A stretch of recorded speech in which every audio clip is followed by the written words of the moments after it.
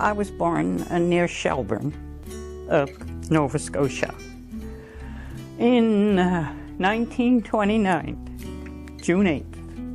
So that makes me nearly 82 years old. And of course, I had a father and a mother. My father was a fisherman. My mother was a school teacher, but of course she was a kept house. She didn't go back to teaching till long after we were grown up. And I have 3 brothers. I went to commercial college when I was 15. I graduated from that. And I was at work by the time I was 16 in the highways office as a, what do you call it? You were a secretary, but you did mostly what we called a Girl Friday, bookkeeping and everything. And I was married at 17. And shortly after we were married, we moved to Ontario because there was no work in Nova Scotia. My husband was a scaler, like a pulpwood scaler, so we lived in Karamat, Ontario, which was a bush town. Marathon Paper Company. It's situated north of where Marathon is now. It was the pulp cutting was started during the war when they had the German prisoners, and they opened the camps.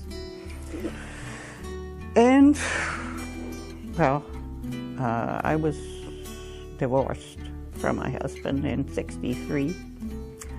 And I moved to Winnipeg, and I worked there for a couple of years, and I went out to Prince George, British Columbia, and they were building pulp mills there. I had 3 jobs, 2 on weekends and 1 during the week. It kept me busy. Good money, though. And in 1970, I remarried to a locomotive engineer on the railroad at CN. And he didn't want me to work.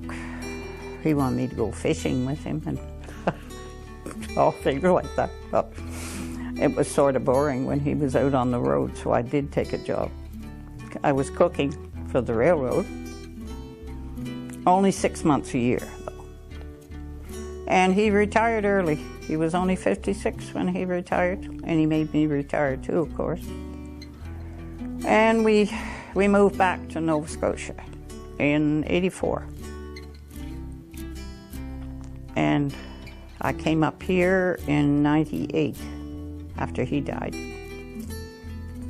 And I've been here off and on ever since.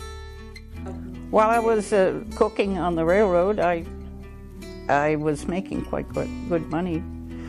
So I had to have something for income tax, so I took flying lessons. I made it last 5 years because once you got your ticket, you know, you couldn't use as a deduction anymore. So mostly while I was in Florida, I did most of my flying, although I flew a lot out of Sioux Lookout, where we lived at the time. We were there for 14 years. And I got my license, but I never used it commercially. I just flew, you know, you're on a plane, you go up for an hour or something like that. And then I had a son that was killed. He was a bush pilot, so I didn't.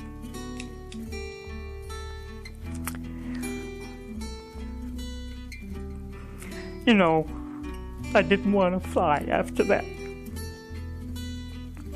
That's a long time ago, too. For near 20 years. Don't mind me, I'm very emotional. The flying part. I can't say that I enjoyed too much of it. I was half scared out of my wits sometimes, you know, when you weren't sure yourself.